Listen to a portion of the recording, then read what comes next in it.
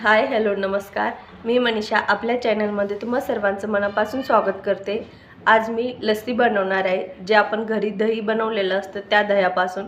दही हे प्रत्येकाच्याच घरी असतं आणि जे आपण बाहेर गेल्याच्या नंतर बाहेरून जी लस्सी घेतो त्याच्यासारखीच टेस्ट घरच्यासुद्धा लस्सीला येते।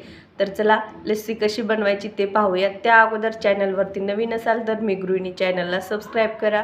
फेसबुक इंस्टाग्रामवरती मी गृहिणी नावाने माझं पेज आहे, तिथे सुद्धा नक्की फॉलो करा। चला तर मग आपली रेसिपी सुरू करूयात।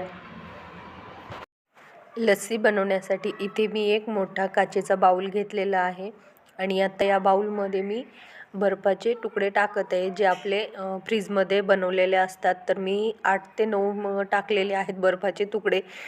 जेवढी तुम्हाला लस्सी पातळ हवी तेवढेच तुम्ही टाका। आणि इथे त्यानंतर मी दही घेत आहे। हे घरी बनवलेलं आंबट दही आहे। तुमच्याकडे जर अमूलचं दही असेल तर तुम्ही ते सुद्धा वापरू शकतात आणि घरचं तर सगळ्यात चांगलं। त्यानंतर माझ्याजवळ इथं स्टीलची रवी आहे। तुमच्याकडे जी कोणती रवी असेल, स्टीलची, लाकडाची किंवा प्लास्टिकची, तुम्ही त्याच्यानं असं घुसळून घ्या। आपण ताक करण्यासाठी कसं दही घुसळतो तसं। आणि ते 2 ते 3 मिनिट मी दही छान असं रवीनं फिरवून घेतलं। त्याच्यानंतर याच्यामध्ये पातळ झाल्याच्या नंतर खूप छान असा लोण्याचा थर तयार होत होता, कारण हे साईचं दही होतं चांगलं। साईचं दही थोडंसं जरी आपण लस्सीत टाकलं तर ते खाताना खूप छान त्याची टेस्ट येते आणि चवदारसुद्धा लागतं।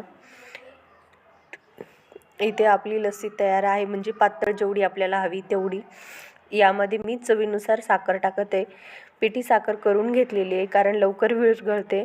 त्यानंतर काजू, बदाम, पिस्ता एक कट करून घेतलेले आहेत, तर हे मी 2 चमचे एवढे घेतलेले होते। तुमच्या आवडीनुसार तुम्ही कमी जास्त टाकू शकतात। इथे मी टाकून घेतल्याच्या नंतर पुन्हा एकदा मिक्स करून घेत आहे रवीनं फिरवून। काजू बदाम टाकल्याच्या नंतर 2 ते 3 मिनिट मी रवीनं छान असं फिरवून घेतलं।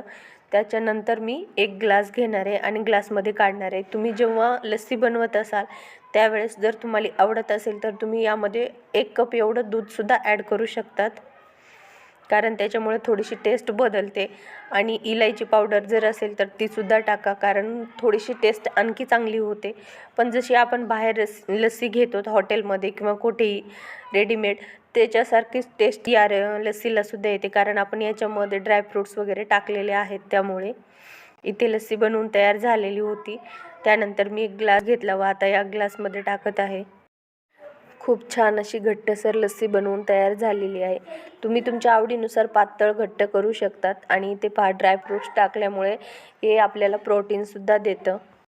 तर अशा प्रकारे आपली लस्सी बनवून तयार झालेली आहे। आता यामध्ये मी वरतून थोडेसे ड्रायफ्रूट्स टाकत आहे, जे काजू, बदाम, पिस्ता हेच आहेत। आणि इथे अशा प्रकारे आपला ग्लास तयार झालेला आहे।